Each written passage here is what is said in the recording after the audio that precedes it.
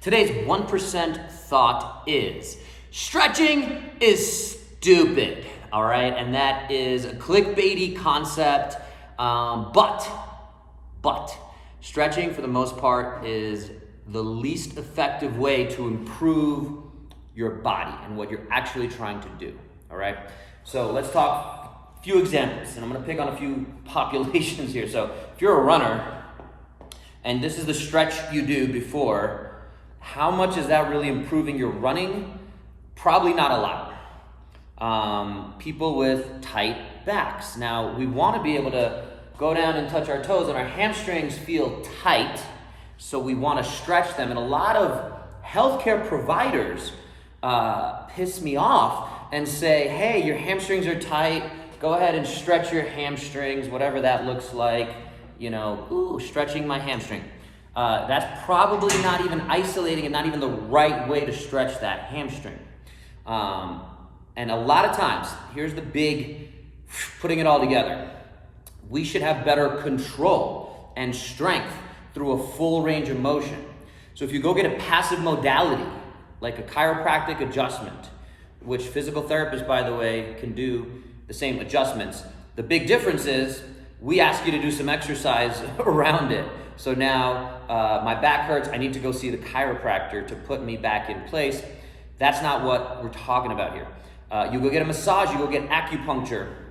These things are giving you a new range of motion, right? So, okay, now I went from being able to go here to now here, and it added 20 degrees of range of motion to the thing that was tight or felt tight. It's a little bit less tight. So, did stretching help? Did the passive modality, chiropractic adjustment, needles, massage help?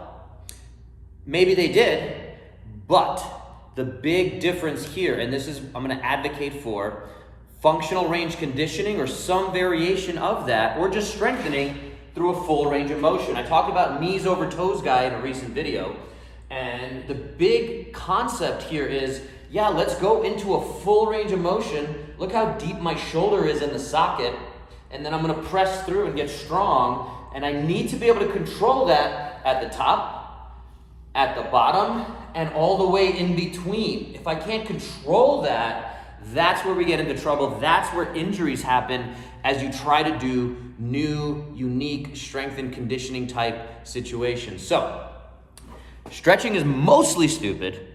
Yoga is an okay method because a lot of people say, can I go do yoga? I'm not here to throw shade or whatever at any one big major thing. Everything has its place. However, it needs to be put into some context of your overall movement practice. If you still don't know how to hinge, how to do a good push, or how to do a proper kind of dip, then we're missing pieces of the equation. So I'm here to help you put all that together. But yes, stretching to me is stupid. I don't do a lot of stretching. What I do is a lot of positional stuff. I'm in a lunge position right now.